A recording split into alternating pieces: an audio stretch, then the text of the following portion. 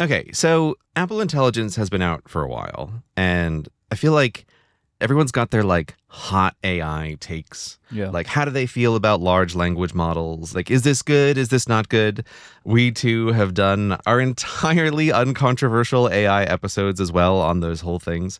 I don't want to revisit all of that here, but with the arrival of Apple Intelligence, there is one thing that has like driven me crazy that I feel like I haven't heard other people point out. It's a deep frustration over this thing, which is in Instant Messenger. Oh my God. Gives you Yes. suggestions about what to say. Mm-hmm. Do you have any thoughts on this feature, Mike? There are many things that I wish they would do better, and I'm a little bit disappointed about, mostly Image Playgrounds. But like, I think the absolute fundamental failing is that they have, I'm assuming at this point, millions of words that I have typed into messages, but yet feel like they've never met me at all because I do not speak in the way that Apple Intelligence would like me to reply to anybody. Ah, okay. All right. So you feel like a tone mismatch when it gives suggestions. Yeah. You don't always have chipper replies with correct punctuation every single time. Is that not how you reply to people when they send you messages? No, not at all. Not at all. So every day I send my mum the same message in the morning. Uh-huh. I wish her a good morning and ask her how she is. Mm-hmm. She will tell me how she is, and I usually respond the same way by saying, like, I'm all good, and I send her an emoji. Heart, right? That seems like a very simple pattern. But every day, she'll send me her message, and it's like, haha, comma, I'm good, exclamation mark. Or like, sounds great. Like, but I've never, ever once said this message to my mum. Like, my theory on these auto replies or these suggested replies is it's actually not using any LLM at all. Oh. And it is the same system that they have been using previously, because this kind of thing has existed in iOS for a long time. But I believe that they have just given it the little glow of Apple Intelligence to suggest it's smart, because there doesn't feel like anything at all which is doing any kind of sentiment analysis based on my language. Because when I use the writing tools, I think it does do a half-decent job of still sounding like me. Even if it's like changing the tone, it still uses the words that I've used. But like, I just don't really feel like it's doing anything smarter than anything they've done before. Because I really do feel like if you wanted to do this, they could do this. In that, like, they have all of my messages on my phone. Like, they could point a model at that and build a model unique to me. That doesn't sound like an easy thing to do, but it's a thing they could do. And I would love them to do, right? Like, my iPhone has so many words that I have written. Like, they really have the opportunity to create the most natural sounding LLM for writing like me, right? Because it's all there. But these, like, pre-canned responses feel like they were just written by somebody else. I feel like if I started sending messages to people, it would be like, there was a meme years ago where it was like, if I say this, you'll know I've been taken hostage. Right. And I feel like if I started sending these to people, there would be a natural assumption that either I was mad at the person or something was wrong with me. Okay, yeah, this is interesting. I have to say, I quite like this Mike conspiracy theory that they haven't actually done anything except add the glow. Yeah. I am unconvinced, but like all good conspiracy theories, it's intriguing, right? Because, I kind of like this. I wonder if someone can dig into the code and try to find out. I do feel like they're different from the suggestions from before. The suggestions from before felt more like whatever they do on the watch, where there's just like 20 pre-canned things of like yes, no, or whatever. It does feel like they're more. I'm confident they're reading the message that's sent, right? And so like, maybe that's better. But just the responses are not based on what I write at all, I feel. Yeah. So you want it to be better. You want it to be a better mic bot for replying. And I don't think that's an unreasonable request because it isn't good right now. I have that same feeling of, I don't like this. One of the reasons is it definitely doesn't sound like me. Like I wouldn't write any of these things. But I have a deeper problem with this, which is a bit like Even if they could do it perfectly. Let's say Apple does a thing where they do exactly what you want. They train an LLM on everything you've ever said. I'm sure they have enough data for this level of like text conversation back and forth, and it can write the way that you can. I feel like the thing that I'm trying to articulate about what I don't like here is I don't have any better words than feeling like there's something anti-human about this use of AI. And what I mean by that is, like with text messages, you're talking back and forth with a person. And it's triggering the same thing that I've talked about like, why don't I want to use AI for writing and writing suggestions? Is because it forecloses thought in a certain way. Now, for emails and stuff, it feels like it's fine, right? Like emails are like business land, right? We're just trying to get things done. Having the AIs summarize and then write replies to each other in email is like, it's a bit weird, but I have no problem with this. But the message is, it feels a little bit more like if you kind of imagine you were having a conversation with a person in real life. And what you also had in your ear was a little earpiece with an AI. And then every time someone said something to you, the little earpiece had some suggestions about what you could say back. And what happens in this moment then is it feels to me like, oh, I'm not talking to the person anymore. What's actually happening is I'm evaluating some pre-made options. Even if those options are very good, even if those options were to sound like something that I would say, I just feel very strongly that it is a totally different thing to read a message that someone has sent you and think about how you wish to reply.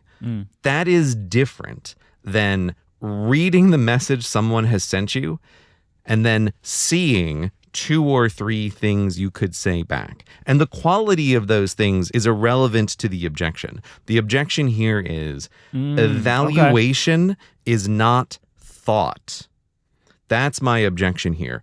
Picking from options is not the same thing as thinking about how to respond to a person. So while I'm lacking a better word for this, the reason that I'm coming up with anti-human, I feel of all the things that have happened with AI, this one feels like it is the most direct attack on some kind of humanity. It feels like it is the most direct attack on a kind of very subtle distancing of human connection by having this like interlocutor who is suggesting the way that the conversation should go, and then it just totally changes your thought pattern.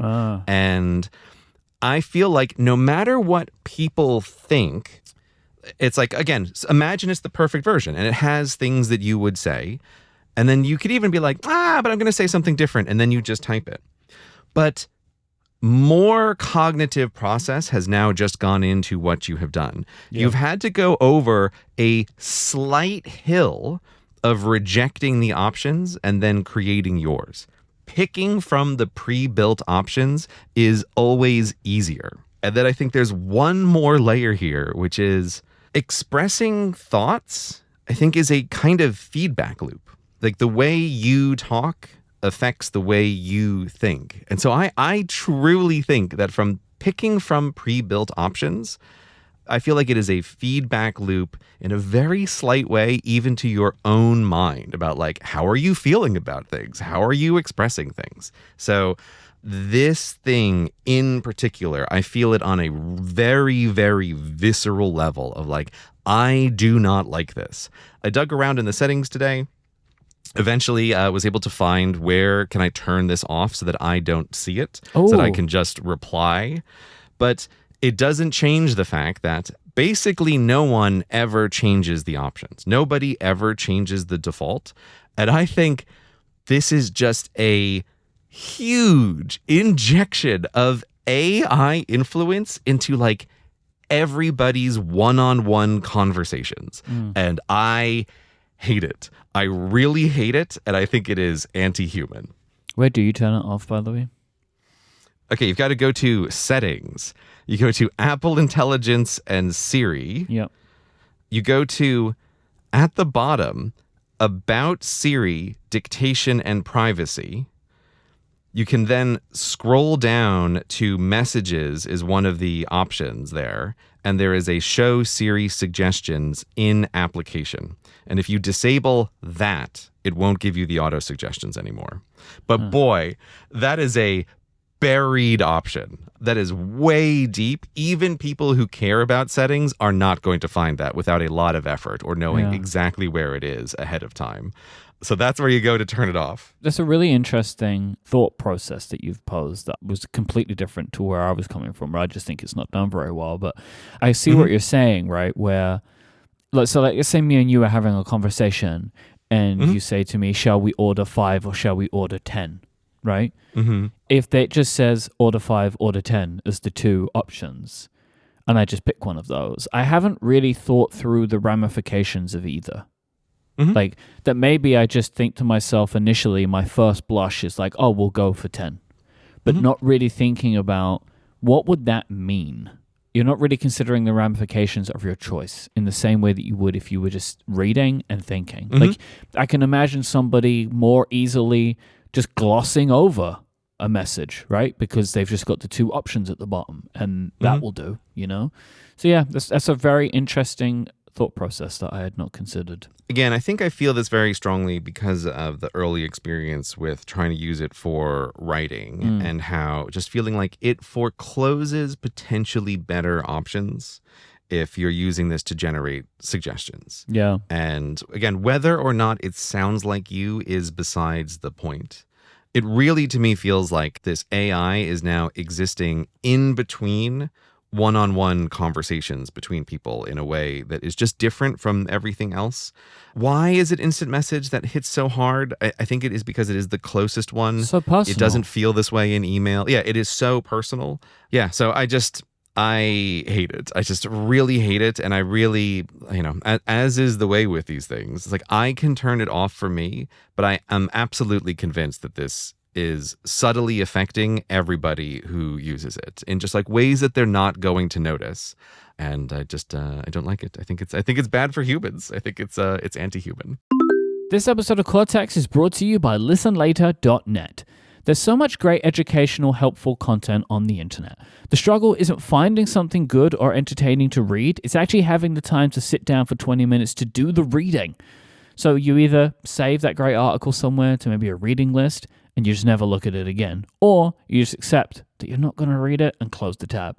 That is where our friends at listenlater.net come in. You can convert articles to podcasts. You like podcasts, right?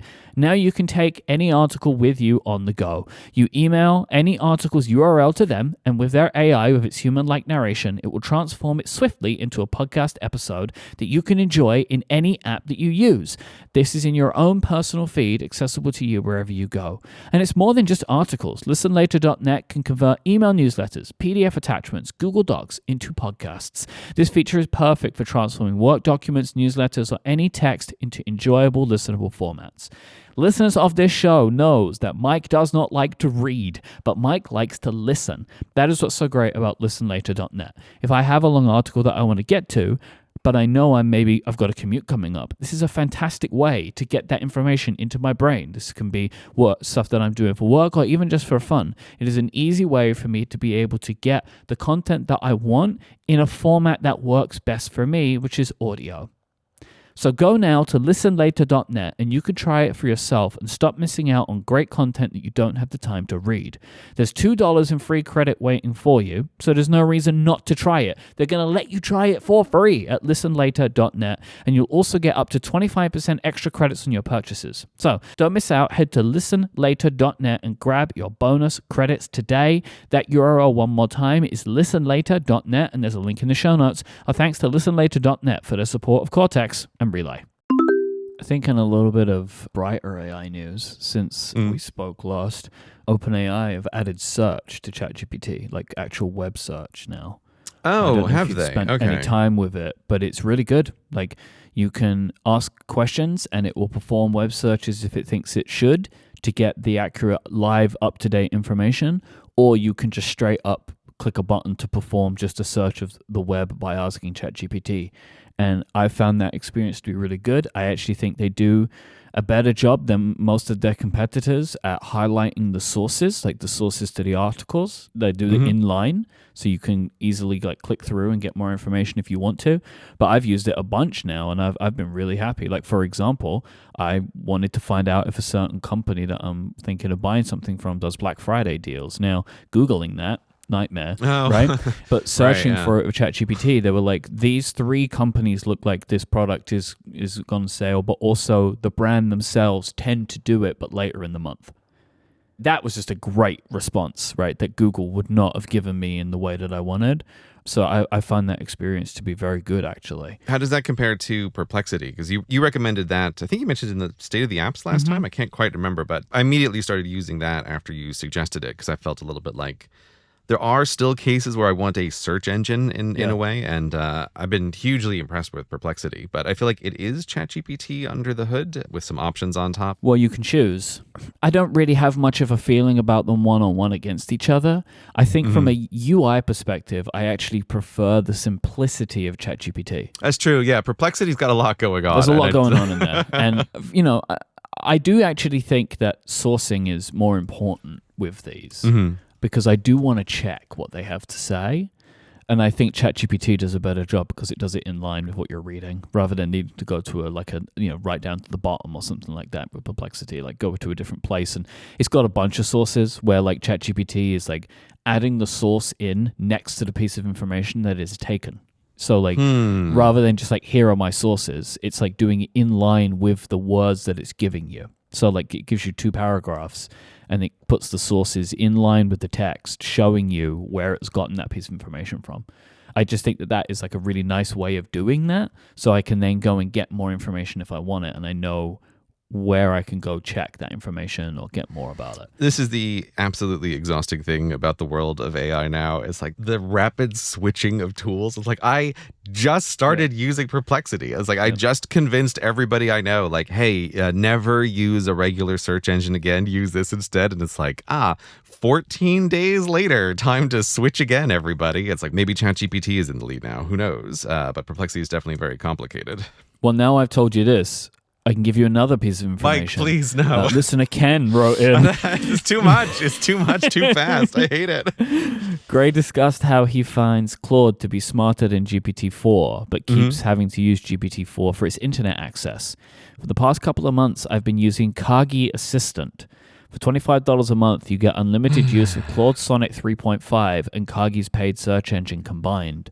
So Claude has internet access. All right, I guess I'll take a look at that too. Although, again, it's like, the thing is, all these things also overlap in such a confusing way. Because it's like, oh yes, I am using Perplexity, but I think Perplexity is using ChatGPT-O to search the web, and then I have it set up to feed that information to Claude Sonnet to summarize, is, I think, how it works. But it's like, I swear to God, there's every one of these companies, it feels like they're 10 layers on top of something. And then at the very bottom, it's still just ChatGPT or Anthropic. One of the things that turns me off Perplexity and why I actually quite like using ChatGPT for searching is I don't like the paralysis of choice with Perplexity, where I always feel like I could be using the wrong LLM because you can choose. Right. I always have this feeling of like, am I getting the best experience I could from this tool? Like, should I be using Sonnet? Should I be using Perplexity's blended version of them all? Well, like, what I like about ChatGPT is I just use 4.0 or whatever, right? And that's just what I'm going to use. So there is a real problem with these tools and branding. I don't understand why they're all branded so badly, but that just seems to be the way they are. Like, I, as a user, don't ever want to have to think about models. Yeah. I don't want to ever have to think about what model I'm using. I don't want that. You tell me, and I think people are working on this stuff, I'm sure, a model that's entire use is to choose the model. The meta model, yeah, that's got to be in the works, yeah. You work it out. You should know what I've asked. And I do think, like, some of ChatGPT is doing it now because I can ask it a question and then it decides if it goes to the web. Right? So like, I think that is kind of like, there should just be this layer on top. That's an excellent point. I definitely want a meta model. I cannot count the number of tools that I have opened up which have some element of AI. And then step one, choose between these 20 models, many of which I have never even heard of before. It's like, I don't know. I have no ability to evaluate these things. And I'm sure that by the time we record our next episode, there'll be 6 new companies that are doing a meta model service. Yay. Like, even though this stuff is complicated and my opinions on it are morphing and changing all the time, it really is incredible to be seeing this all unfold in real time. Yeah, I will agree. And actually, that's why I was thinking about Perplexity a bunch, because I feel like I mentioned it on one of the previous shows, but I was very aware in the last few years of feeling like searching the internet has just become functionally worthless. Like Google searches, the quality of the returns were just much, much worse over time. Like finding things was increasingly hard. And this is really like perhaps the most directly, immediately beneficial use of AI for me is like you search the web and summarize it for me and find it. It's cutting through the harm that the SEO industrial complex has caused to the web. Yes, yeah, that's exactly it. Yeah, it's a weapon against SEO stuff. And I have felt in the last 2 weeks since I started using like a direct search engine in that way to be like, oh, the web is useful again. I can actually just find answers to technical problems, because again it's the difference of the LLMs that are built. They're just baked into existence, and so if it happens to know the answer to your technical question, it can tell you. But the search engine thing is so much better. And I absolutely know that we are just in a window of time until the systems are gamed again, but I'm going to choose to enjoy this system of time where like web searching can be better because of these tools. Yeah, it's a never-ending arms race, but an arms race increasingly where people are not participating. No way, Jose, could that go south? Cortexans, this is your final call to grab yourself something from this year's subtle range, including wonderful t-shirts, comfortable hoodies, perfect sweaters. We have all the colors you could wish for, as long as they're one of the 5 colors that we offer. And they're available until November 26th, so do not delay. When you're hearing this, you have not got long left to pick up your item from the subtle range. I will once again advocate strongly for our new heavyweight tee, the premium heavyweight tee. I am wearing one of the samples right now, Gray, and I could not be happier with this new edition this year. But no matter what you pick, any of our t-shirts, any of our sweatshirt, crew necks, or zip-up hoodies, you're going to be happy. They're really wonderful items. I've been describing them to people this year, Gray, as a wardrobe staple, because the subtle tee is the most staple item of my wardrobe. I today am wearing 2 items from the subtle range, as is very normal, especially this time of year. You know, like this is when I turn to sweaters, and I'm wearing the sweaters all the time. That's why the sweater came into existence, and the hoodie came into existence too, when we're in those transitional seasons, and you just want something nice and lightweight. So I really love these items, and I think that our listeners will too. I am also appreciating the reminder, because even though we are the ones who do this sale, somehow I also never put in my order until like, oh, right, we're doing the final promo for this. Because otherwise I'm like, I've got loads of time. But actually, no, it is closing down very soon. So yeah, if you do want to get your staple subtle shirts, which are just like fantastic base layer over which everything else goes, like there's such a versatile, useful shirt that you can put everything over. Love it. This is the time to do it. So yeah, go to cortexbrand.com to get your subtle stuff today. If you'll permit me for just a moment, we have asked on our Instagram account, we're at Cortex Brand, for people who already own these products to write in with why they like them. And so here are some testimonials from real Cortexans.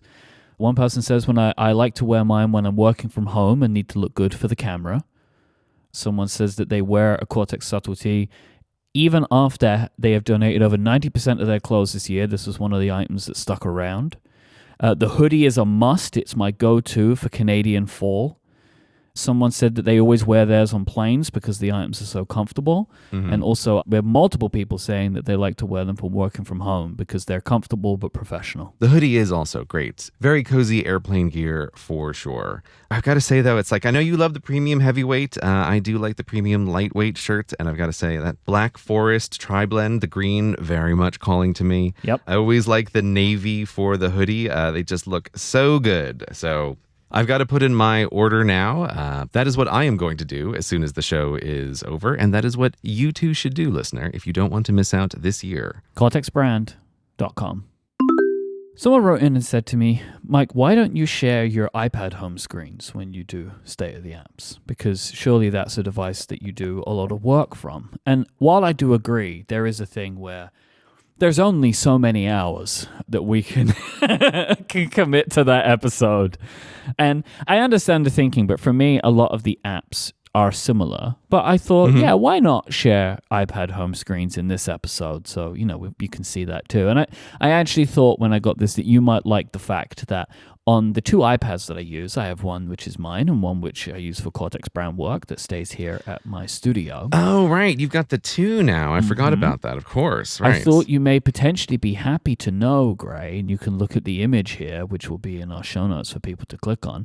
I use a different home screen wallpaper for the Cortex Brand one, because can you imagine if I sullied this professional device with that fun wallpaper? I mean, I do feel like, praise be, Mike. Yes, I know you're very happy with your wallpaper, but I am genuinely relieved to see that Cortex Brand is able to get a different wallpaper so that it feels like it's a different space when you're using your... I'm not a maniac. Only a little bit. You say that, right? But I do just wonder, if there was some alternate universe where you were still doing Cortex Brand, but somehow like this podcast didn't exist and I wasn't in your life, I do wonder if that Mike would still be using the exact same wallpaper everywhere. And if I look in my heart of hearts, I think that is true. I think that is what would happen. I don't know. But you know what?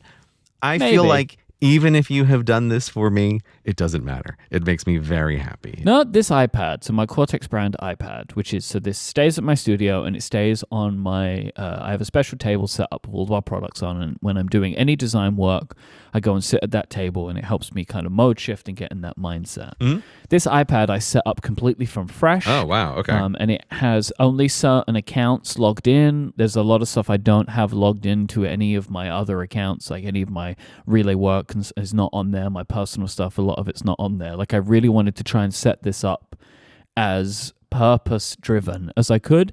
So like when I do sit down to work on this iPad, it is purely for this stuff. Like it's always in reduced notifications, like the AI powered focus mode, reduce interruptions. I just leave this one and that one all the time. So when I'm sitting there, I'm really like focused on just trying to do the work that is best for when I'm trying to work on Cortex Brand stuff.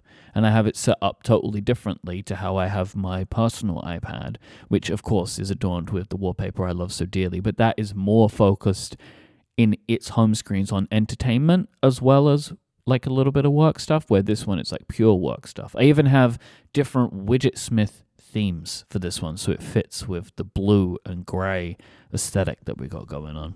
Yeah, I noticed that straight away with the Widgetsmith time zone thing. That's I really like that.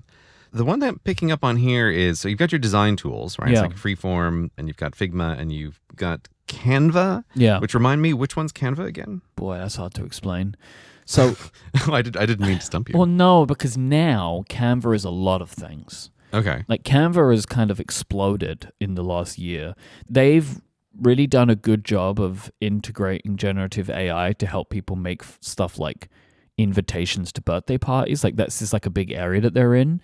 But I don't use any of that. So Canva has been used for Carrie and our design team to share stuff that we're going to post on socials, but we're moving to Figma fully for that. Canva is there right now, but it won't be there in a couple of months. We're going to move away from it.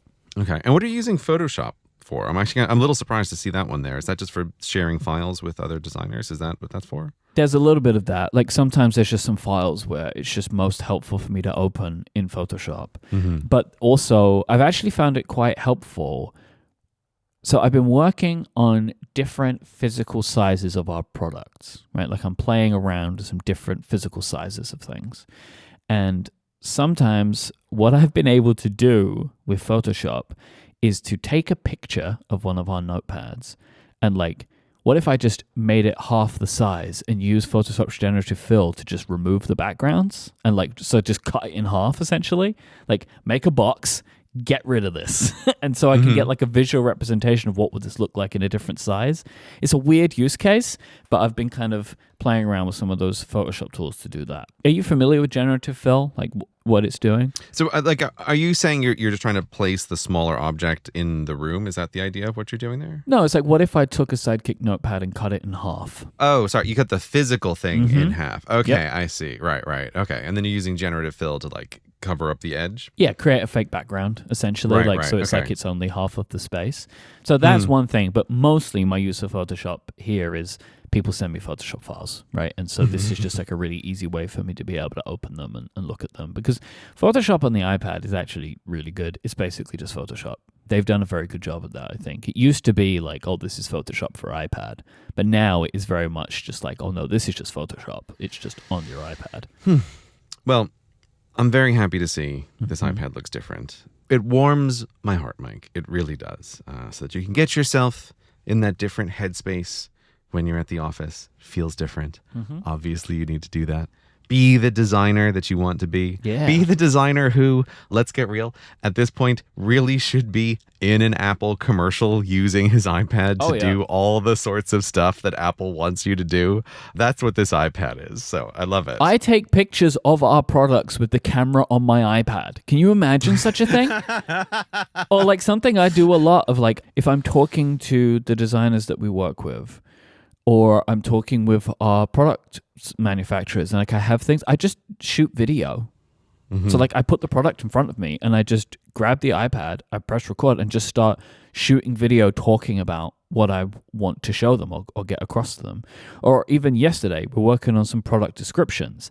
And what I did is I opened Slack and I pressed like record audio button and I was just talking through to send that to Carrie so she could help me like polish it into something. I genuinely, like when I am at that table, I could be in a commercial at this point because I'm using this iPad in all of the ways in which they want me to use it. You know, it is a very funny thing, really. I mean, the taking the photo with the iPad is somehow the funniest thing because that's always the thing I see in the commercial and I think like, nobody does that, right? But Mike does that. Like you're shooting the video. Like I like it when they'll show something like, oh yeah, you're filming your friend skateboarding. What are you going to use? You're using your iPad. It's like no one on earth is doing that. But it's like Mike actually is shooting video for things that he's doing on his iPad. I'm just going to say right now, I'm going to try to like manifest this into the universe because I really do feel like you are an absolutely primo pick to be featured in one of those little shorts of like, what do people do with their iPad?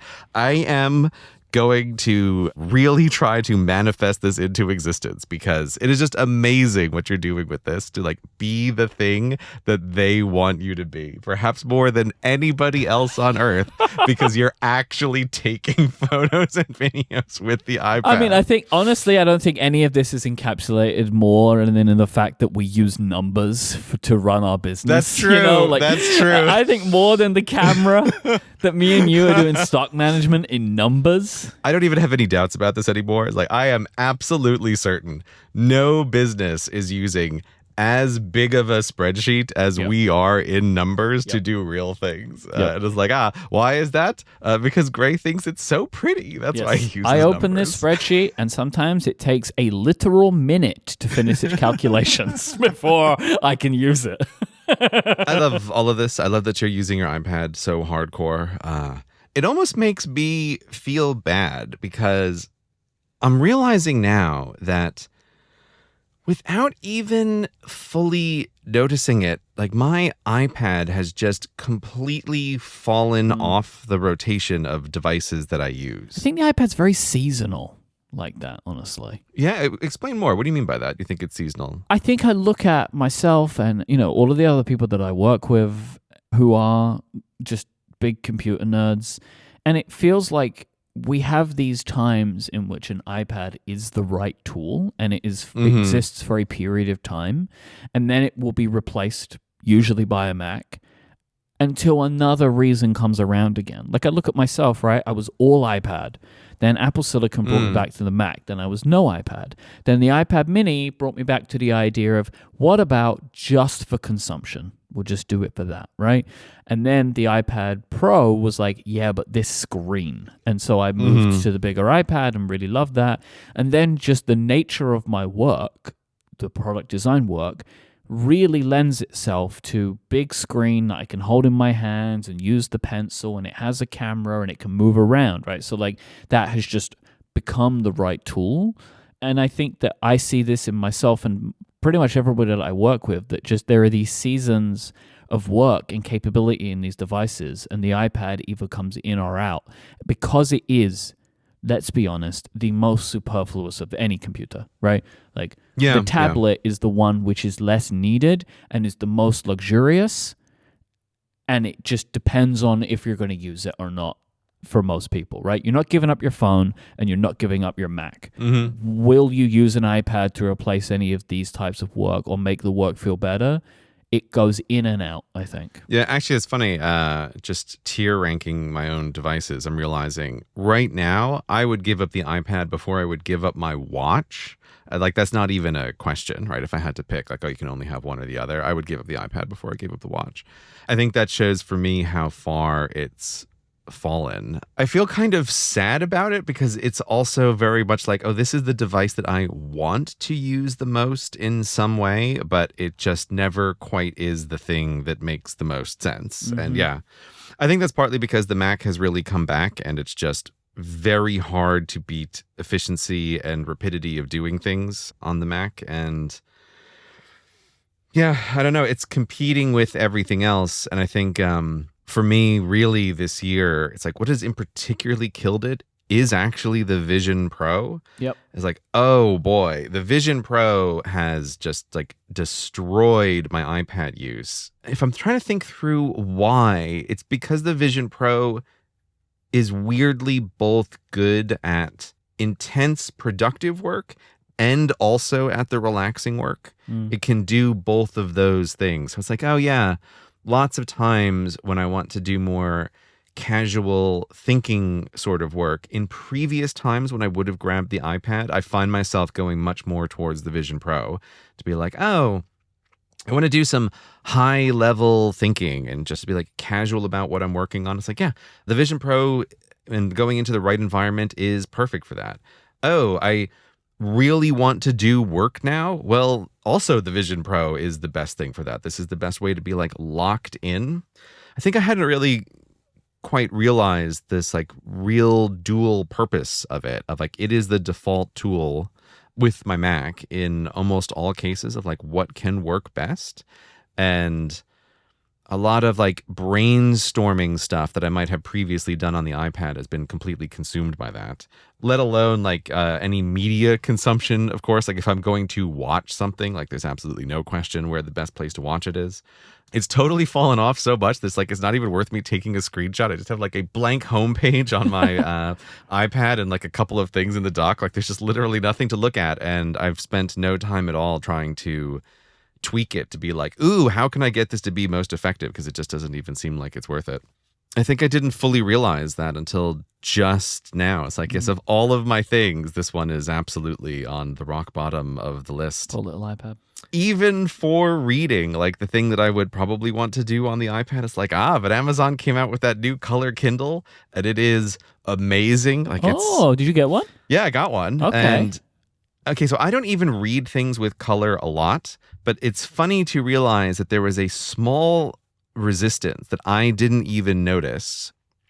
So when I'm reading, like you can highlight in different colors, and like I haven't even used that a ton, but the only thing I've ever done is like, oh, when I'm reading a book, the default highlight is yellow.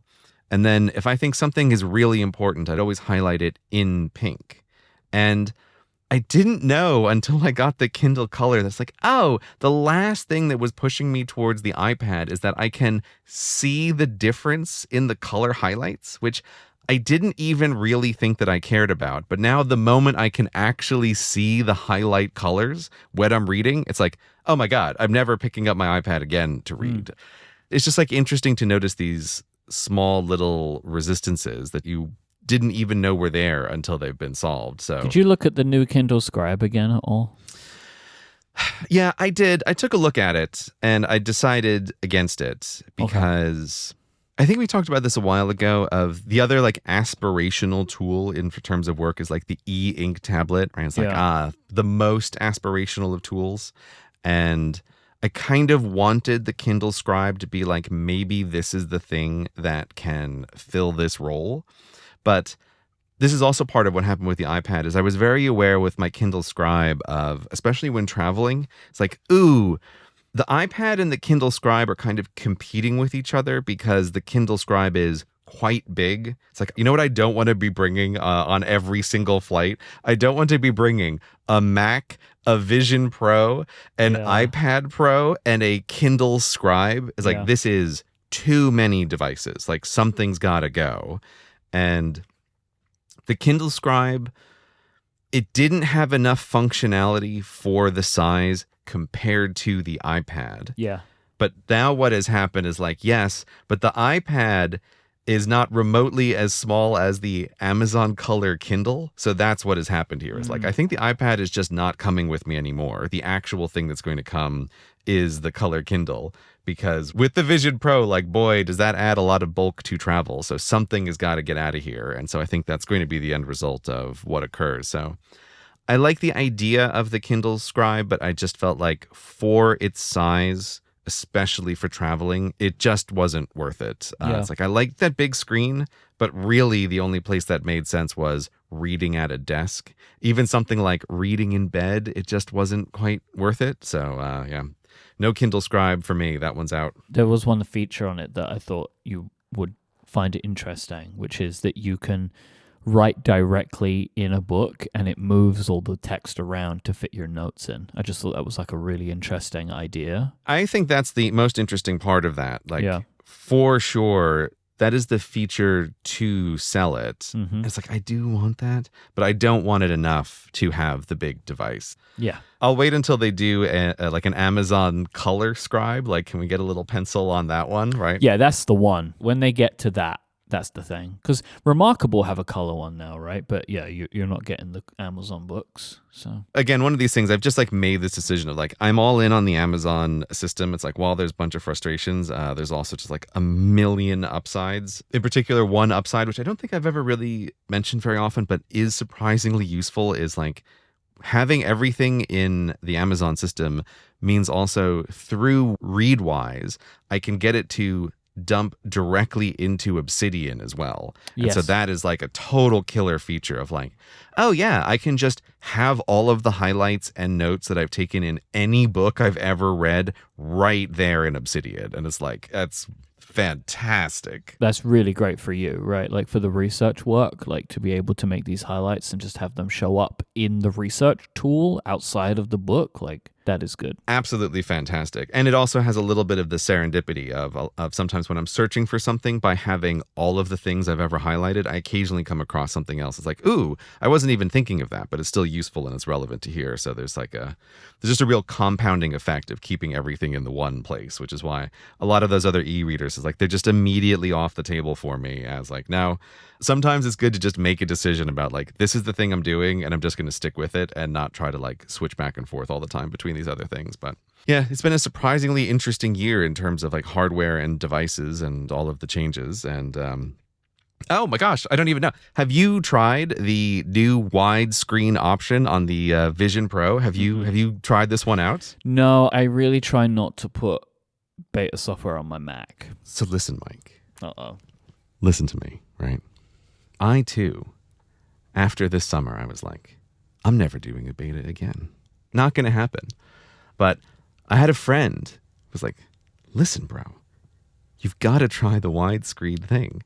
I was like, no, I'm going to be good. Does this person actually call you bro? Yeah, it actually does. Oh, wow. Wow, okay. They were like, you've got to do it. And I was like, no, I'm not going to do it. I've sworn off of this. I'm never going to do it again. Like, I don't know if it was just all the Apple Intelligence stuff, but beta season this year was just particularly brutal. I felt like there's like 1,000 little problems, but I was like, I'm not going to do it.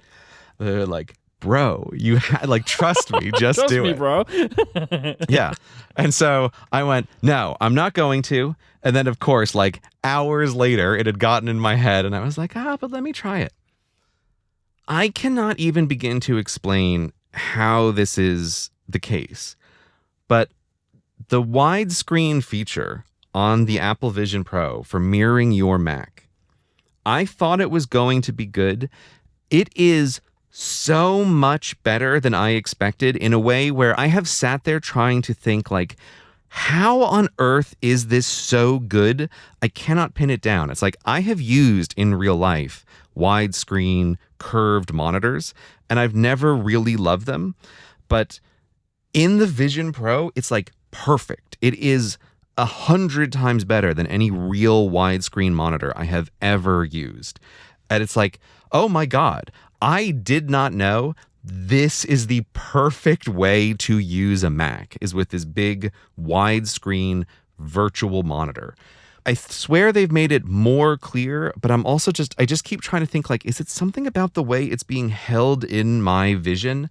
But man, it's like I thought before that sharing your screen from your Mac in your Vision Pro was like killer, and this has made it so much better. It was almost like an entirely new experience, which here's the thing. It's like, I know the way I'm describing it now sounds like a crazy oversell, but this is like how it was sold to me. And it's like, no, it is. It is fantastic. It is insanely good. This is basically, from now on, this is how I am going to be using my Mac almost all the time, is with this like widescreen monitor in the Vision Pro. Like 10,000 thumbs up to the developers on this one. They nailed it, and I don't even know how they made it so good. All right, maybe I need to go to 0.2 on my Mac. Bro, you should try it. Trust me, it's really good. Yeah, I've been seeing a lot of people online, like on threads and stuff, like combine the new tiny Mac Mini and the Vision Pro together. Oh, can you? I didn't even think about that. Can you do that? You can. Any Mac can work with it. You just initiate it through the control center on the Vision Pro, and it searches for Macs on the network and will connect to it. Oh, wow. Now, of course, you'll need a keyboard and mouse, right? You'll need a keyboard and mouse still that are attached to the Mac Mini, but yeah, they would be a pretty sweet pairing together. That is fascinating. That is a fascinating option. I just didn't even think. Think about this, right? A Mac Mini Pro, right? With tons of storage, tons of RAM on a greycation. I'm very intrigued. Now you have a full Final Cut, like ready machine, right? Now I know MacBook Pros can handle it these days too, but that is like a very small thing that you compare this together and you would be having a good time. That is a lot of power to put into a machine. And something Jason told me, which I could not believe was true, the Mac Mini is the lightest Mac ever made. Oh, right. It's lighter than any laptop. Oh, no. Isn't that incredible? What an incredible statistic. Oh, no, Mike. What is this idea you have put in my head? Think of it. Oh, I will. This episode of Cortex is brought to you by Squarespace, the all-in-one website platform for entrepreneurs to stand out and succeed online. Whether you're just getting started, managing a growing brand, or whatever it is you want to do online, you can stand out with a beautiful website, engage with your audience, and sell anything, products, services, even the content that you create, because Squarespace has everything you need all in one place and all on your terms. With Squarespace, you can make the most of design intelligence. They have combined their 2 decades of industry-leading design expertise of cutting-edge AI technology to help you unlock your strongest creative potential. Design intelligence empowers anyone to build a beautiful, more personalized website tailored to their unique needs and craft a bespoke digital identity to use across your entire online presence. But what I love about Squarespace, and I've always loved about Squarespace, they always make it easier than ever for you to make those designs, but also to tweak them. This is is a wonderful place to get started, but then their incredible tools allow you to personalize your website in the exact ways that you want. You can move things around on the pages, you can add in the content that you like, change the colors, change the branding, change the fonts. It's so easy to do, but they're making it easier than ever to give you that starting point.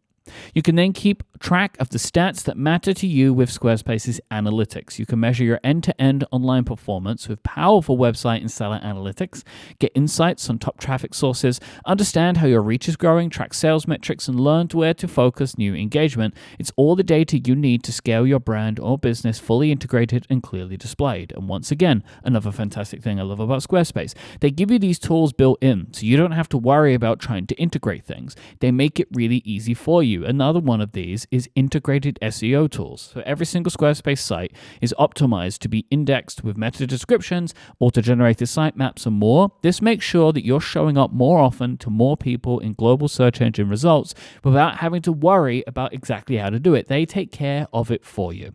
But don't just take my word for it. Go and build your website today. Go to squarespace.com. You can sign up for a free trial. You can build your whole site, see how it looks, and then when you're ready to launch to the world, go to squarespace.com/Cortex and you'll save 10% off your first purchase of a website or domain. That is squarespace.com/Cortex when you sign up, and you'll get 10% off your first purchase and show your support for the show.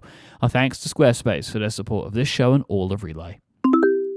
Our listeners write in and they ask us questions. It's very easy to do that. If you ever have a question, you can always go to askcortex.com and you can leave us a question. This first one comes from Greg, who wants to know, Gray, are you still working with Wednesdays and Saturdays as your day off? If not, why not? Weekend Wednesday? If so, do you have any comments after doing it for such a long time? Oh, dear. Yeah, look, I mean, sometimes people ask a question, right? And it seems like a simple question, but they don't realize it goes to just the heart of so many things. Yeah. It goes to the core. Mm-hmm. This is actually a question that's a little bit of a theme preview in a way. This is a question that actually gets right to the core and kind of bridges the theme from last year and the theme for next year. Okay, so I did Weekend Wednesday for a while as a schedule. So it's like Monday, Tuesday working, Wednesday off, Thursday, Friday, Saturday working, Sunday off. Mm-hmm. And I really do think for a lot of self-employed people, that is perhaps like an ideal schedule in many ways. And so I really liked it. But the idea has kind of grown while also running into some of the things that I have complained about before. And one of those things is I just don't like the 7-day week. I find it very frustrating. As a prime number, it just doesn't work with anything. And earlier in this year, when I was traveling out west and doing a lot of work, I feel like what I started to think about is there's just no way that 7 days is the correct number of days. This is just not optimal. Everybody has agreed on 7, and that sort of creates a lot of incentive for everybody else to agree on following weeks. But I don't have to do that. I don't have to follow a week. Okay, so what I'm trying to figure out is the thing that I liked from Weekend Wednesday is I liked this thing where it was like you have a big work, like a big push 3 days in a row and then a break. And then there's like a little work push and then a break. I feel like that's a very natural rhythm. But I started to feel like 3 days and 2 days is not the correct number. And especially when I was just working a bunch on my own, just like totally unconstrained. It's very obvious, like, oh, I don't actually need to take a break after 3 days. There's something longer. So what I've been playing around with, which you don't know, you have been a real thorn in my side with trying to get something to work. Okay. And it's like, Mike, I will not be constrained by this 7-day week. But I have the problem that I need to record Cortex, and we need to do Cortex days on Thursdays because we're planning and coordinating with a bunch of people. But I keep trying to come up with a pattern of numbers that is something like a repeatable sequence of long stretch of work, break, short stretch of work, break. And so I feel like my natural rhythm is something more like 6 days in a row of working and then 2 or 3 days off and then do something like 3 or 4 days working and 2 days off, something like that. So I cannot tell you how many spreadsheets and how many calendars I have played around with trying to figure out, is there a way I can have some kind of long push of work, longer time off, short push of work, shorter time off that repeats, that also lines up with this very annoying, I have a commitment every 7 days. Yeah. And I basically don't think that's really quite possible, but I am absolutely determined. Like, I am going to find a pattern that works if it kills me, so help me God. But I'm also very aware for anybody who has any experience in math that I am literally fighting prime numbers here and declaring like I shall be victorious. Like, this is the math version of like I will push back the sea. But I'm somehow still convinced I'm going to find a pattern that works to my liking. I have two thoughts on this. Mm-hmm. Thought number one is I don't in any way feel bad about the fact that I want to have a meeting with you once a week. It's such a burden, Mike. So unreasonable. There's nothing you can ever do that's going to make me feel different. The fact that we have to have one 30-minute meeting on a Thursday. It's like, unbearable. Absolutely unbearable. Unmanageable. Yep. You have to plan your Thursdays around the fact that I will always be in them and there's nothing you can do about it. I'm fine with that. The second part is, so I was honestly could not keep in my mind the schedule that you were trying to imagine for yourself, like 6 days on, 3 days off, 4 days on, 2 days. Mm-hmm. Why even have that? Why not just work when you are working and don't work when you're not? Like, why do you need it to be planned out? I don't understand. Okay, so like that's actually a good question, because basically what was happening as I was like observing myself working is just recognizing like, oh, this is actually something like the natural pattern if I'm just left to my own devices. Mm-hmm. So in a way, you are right of like, oh, I don't have to do this. Like, I'm self-employed. I don't need to have it on a calendar that this is the big work push and this is the small work push. I can just kind of wing it. And I think I do naturally fall into a rhythm that is like this when unconstrained. But part of the actual thing that I'm trying to do here is by formalizing it a little bit. I think one of the problems I can run into is I try to do too many days in a row of working. And then it's like, ooh, I've gone too far. Basically, what I'm trying to do is take the thing that feels like this is what I want a natural work rhythm to be. Big push, longer break, smaller push, smaller break. That kind of feels right to me. But instead of just winging it, formalize it so that I can tweak it a little bit and see like, ooh, if I stick to this, is 6 days too many? Or maybe if I'm sticking to the pattern, it's like, 7 days is something I can actually do if I have like a slightly longer break. I want to be able to consciously play with where are the boundaries for this of what works. Because I think if I'm just winging it, it's just not as good. I'm trying to like optimize what is the maximum amount of like rest per work. That's the kind of thing that I'm trying to figure out here. And that's why I say I find it weirdly frustrating that we have this constraint of the 7-day week, because I just think there's no way this number happens to be the correct number. It's even a thing like if you look at any exercise advice, people will give you like, here's how many times you should do a like strength exercise in a week. And so it's like, you should exercise 3 days a week or something. But muscles don't know that there are weeks. It just seems incredibly unlikely to me that 3 strength sessions or 4 strength sessions per unit 7 days is actually the correct number if you were trying to do something like min-max your time at the gym. It's possible that that's the correct number, but it just seems insanely unlikely, right? Surely the actual schedule would be something much more like you go to the gym 3 days in a row and you hit all your muscle sets, and then you take 2 days off, and then you do like 3 days in a row. Like, that seems like the thing that would work better for muscles, but nobody ever thinks about it this way because you have to plan your life in a week, which I just feel, again, I do not wish to be constrained by this calendar trying to tell me what to do. So I'm trying to do that in a sense for work. That's why I'm trying to plan it out. You're right. I could wing it in the same way that you could like wing going to the gym of like, oh, today feels like a day I can go, or like, oh, I'm very sore today. Maybe I shouldn't.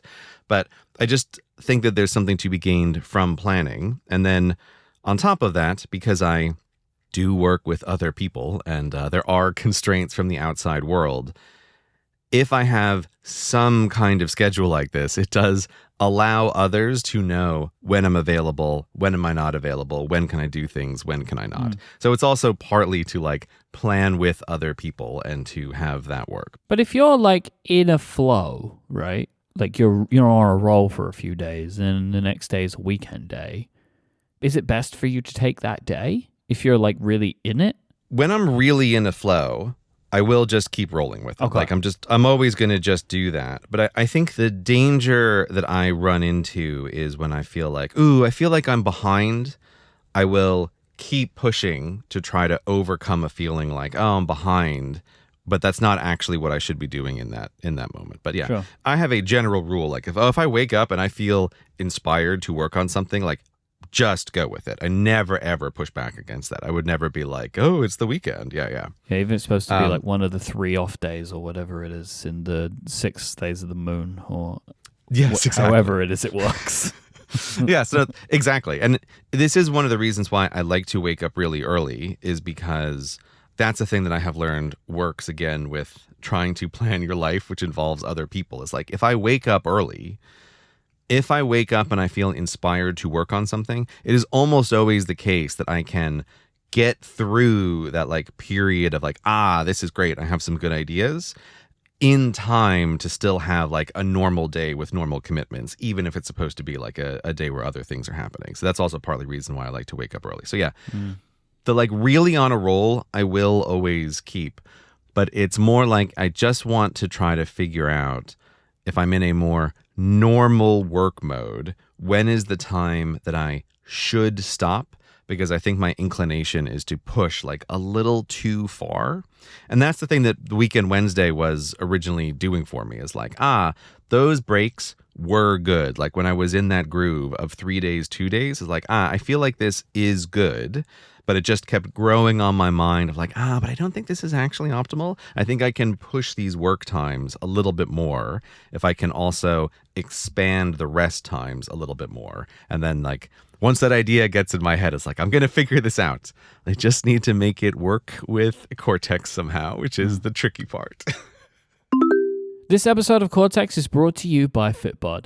If you're looking to change your fitness level, getting started can be pretty difficult. That's why I'm pleased to let you know that Fitbod is incredibly easy and an affordable way to build a fitness plan that is made just for you. Because everybody has their own path with personal fitness. This is why Fitbod uses data to make sure they customize things to suit you exactly, adapting as you improve, making sure every workout is challenging and interesting while pushing you to make the progress you're looking for. You're going to see the best results when a workout program is tailored to your body, your experience, your environment, and your goals. Fitbod stores all of this information in the Fitbod Gym profile.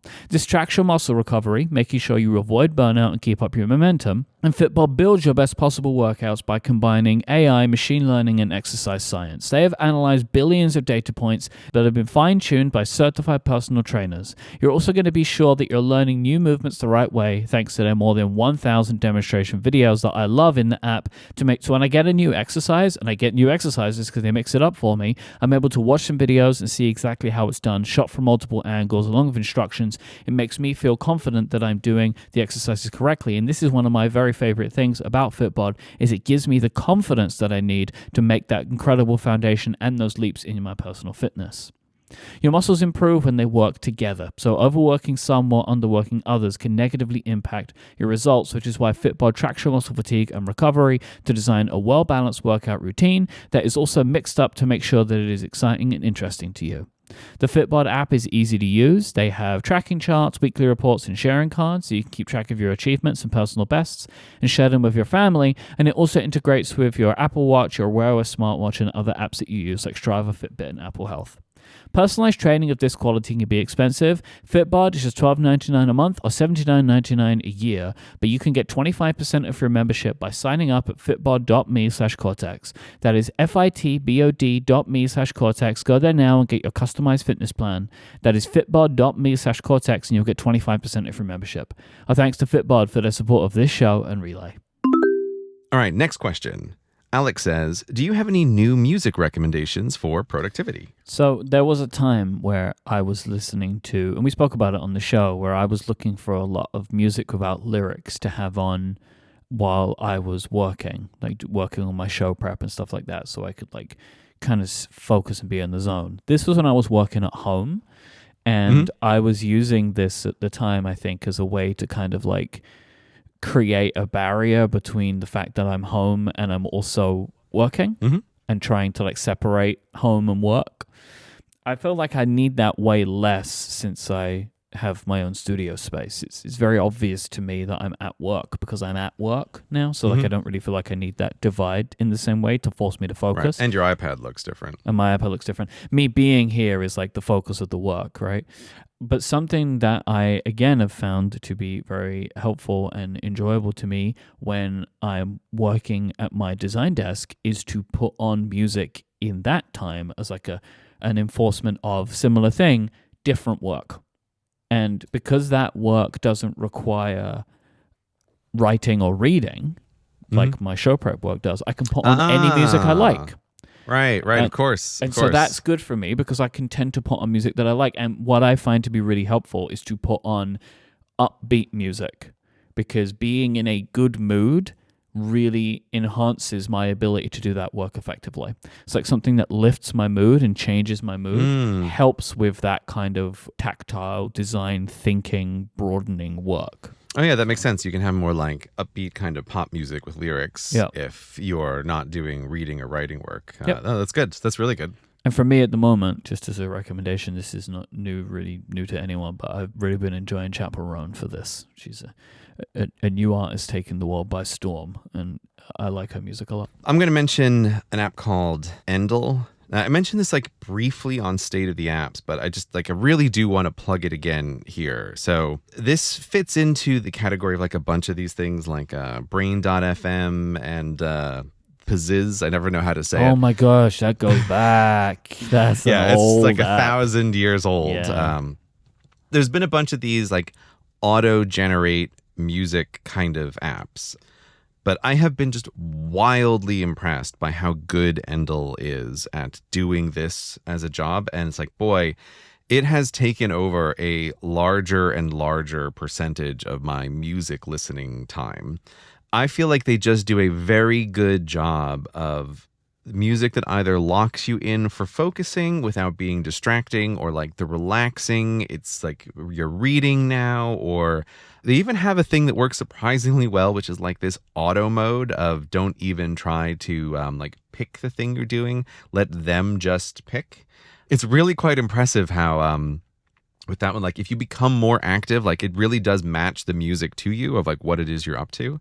But yeah, I cannot get over how good it is. And like the key thing of these is like what fails with a lot of the other apps is they're doing things that's more like music, which you can then become attuned to, or you feel like, oh, I don't like this song that they've rotated in, which is like what Brain FM and Pizziz do. Is like they have a library that they're rotating through. Whereas Endel really is much more, it sounds like it is auto-generating this stuff live. So you're just less aware of when it shifts. Like they shift very, very slowly between one kind of sound and another. Like it's just hugely effective. And what I particularly like doing with this is using Portal, which is an app for environmental sounds, to like additionally match whatever it is that I'm doing. So it's like if I'm in the Apple Vision Pro, like I know that they have sounds to use with all those environments, but I never want to do that. I want to have my headphones connected to the computer. So I just have like, a bunch of Portal sounds that kind of match the environment that I'm in with the Vision Pro. And then like also by playing Endel, like I just find like that combo is really, really good. And also having just like the background sounds, I'm convinced really helps with noise cancellation. So it just totally can lock you into an environment. So yeah, I've been using that a shocking amount of time. Highly recommend it. Do you mix them together? Like you can listen to Yeah. them both at the same time? You can listen to them both at the same time. There's also a thing which I've only done it a couple of times, but I actually think it's good. This is going to sound wild. Endel gives you an option where you can mix their music in with your phone call. So you can have it on in the background when you're taking a call. I can't It's like think of why anyone would need that. I've done it a couple of times, and I don't know. I'm convinced there's something here. I don't know if I will like use that feature a lot in the future, but I don't know. Maybe for like the right kind of person, it just works. But there've been Maybe a couple if I'm of work having like calls. a really Yeah. boring call or like a call that I know is going to annoy me, that maybe I might have something like upbeat in the background. I don't know, but like that is a very peculiar use case. I have to say, yeah. When I saw like, oh, there's an option so that you can mix the music in with the call, I was mostly just curious about how does this even work? But I'll tell you, like, it's a testament to the success of it being non-distracting. And so I have tried it on a couple of work calls. And it's like what I said, there's something here. This is an interesting idea. I don't know if it's a thing that I will do in the future, but if you are at all intrigued by that description, like it might be worth something to try. Do you use either of these apps for sleep noise, like for white noise? I use Portal for the sleep noise. It's a nice thing. It has shortcuts integration. So I have like a little timer where it can turn on. I just realized it's so sad. That is actually the thing that I most do with my iPad is use it to have it automatically turn on the Portal noise, right? So it's like, hey, fantastic computer device, you are a white noise machine that helps me sleep. But yeah, I use Portal for that. Endel has a sleep music thing. I tried it, but that was the only mode that I decided I didn't like. I found it somehow, while it does a very good job of being non-distracting during the day, I found the slight music thing just distracting while I was trying to sleep. So I don't use it for that, but the Portal for white noise while sleeping is like absolute requirement. There's no way I can sleep in a room without white noise. Jesus asks, Mike, what are your opinions on Mastodon and Threads, having used them for more than a year now? That's a very interesting question. The social media landscape is very complicated now. And, you know, this is like something I was talking about in State of the Apps, right? That I was very happy to have this app called Croissant, which I can now post to multiple services at once, which is, I love that because now that I do use both services, I like that I have a tool where if it's usually like if I have something that I need to promote, you know, for work, then I can just fire it all out in the same, all in one go. Mm-hmm. There was a time where I was intrigued about the prospect of Threads being federated. Yeah, you were very bullish on Threads. Yeah, and I thought that maybe I could just like use the one thing because I figured that these would just be the same kind of thing, right? Like text, social media in a way. But I have actually come to, over time, value them both differently for what I want from them. So I consider Mastodon to be mostly where my quote-unquote people are, right? It's where the nerds are. It's where the people talking about computers can be found, like in the way that I think of it to be. Because I get lots of computer conversation on Threads, but it's really different. And I'll come back to why in a minute. But like Mastodon is, a non-algorithmic timeline with the people that I've chosen to follow and the thoughts that they have. And it's by and large people I know, like have personal relationships with, are the people that I follow on Mastodon. And I have a very small following list compared to any of these other types of services I've used in the past, or any social media app that I've used in the past. And, maybe I'll check in on it a couple of times a day or whatever and just read what's there. It is where I get the most show follow-up, like people sending me things. But we actually did a really good job when I left Twitter a couple of years ago and was not sure whether I was going to use any of these kinds of services, really kind of promoting the feedback forms, which is where we get all these questions. And that is how I like to get my show feedback, because I go and look once a week or whatever, right? And like collect all the feedback up. And like that is just a way better system for me for that kind of work. But that, I feel like Mastodon is where most of the stuff related to podcasting and the topics that I cover is there. Threads, I kind of see differently. Threads, I use as an algorithmic app. Lots of people just, they say, oh, I just want my following feed. No, I want the Threads algorithm to just serve me stuff based on the interests that it knows that I have because of Instagram. Okay. So, like, I get tons of stuff about F1 from accounts that I don't follow and I don't want to follow, but I get it. And I like that Threads I think that their tools for managing the algorithm are better than anything I've used before. If I don't like a post, you just swipe it away and it learns from you. And I find that to be right for me. And so, again, like the types of things that I see on Threads that are about computers are like totally different in vibe. So like we were talking about the Mac Mini and Vision Pro thing earlier. The only people I really saw talking about that were people on Threads. And I consider these as more like content creatory kinds of posts, which are not really what I see from most of my friends, right? Like it's people who want to be like tech content creators on social media, right? Like, which is a different kind of vibe to the people in my life. Right, because from the way you're describing it, it feels like Mastodon is a little bit like the social media of old in a way. And so when you said, with the Mac Mini thing, I kind of assumed that you were going to come across it on Mastodon. But I guess that makes sense because the Mac Mini plus Vision thing is much more like a stunt. Yes. So that's why you're seeing it on Threads, because it's like, this is a thing that an influencer is doing to specifically say, look at this cool thing that has visual appeal. Yep, exactly. Right. Okay, right. And also, like, my Threads algorithm serves to me a lot of, like, people who are building their first apps and they're really interesting. I get a lot of that kind of content, too. And it's because I interact with the algorithm, in a way. I am a serial liker of content. I've always been this way.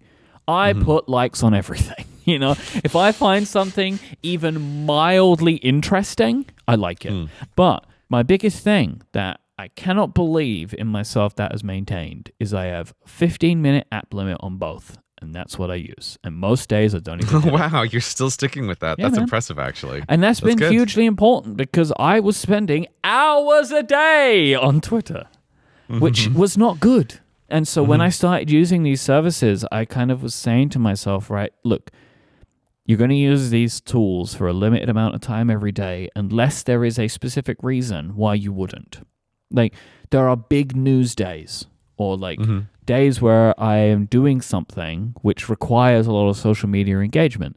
And on those days, I will say like, no, the timer is, whatever. Or like, like there's something going on, like maybe it's an Apple event day, right? Well, I'm going to blow past the 15 minutes on that. So I will just get rid of it for that day. But by and large, most days, and my screen time tells the story, like I'm using text-based social media for no more than 30 minutes of my day, which I think is great. And so I think for me now, like considering these two tools differently, where I have one which is like early days of social media and then one which is like I just lean into what social media companies want social media to be, which is all algorithmic. I think that's a pretty nice balance because I use them differently. I think about them differently. And also I find what's really interesting is my audience engages very differently. So like, let's say I post something work related, like say a personal achievement or whatever in work. I post it to both platforms. I get more likes and reshares on Threads, but more replies on Mastodon. Don't know why that is, but I find that very interesting.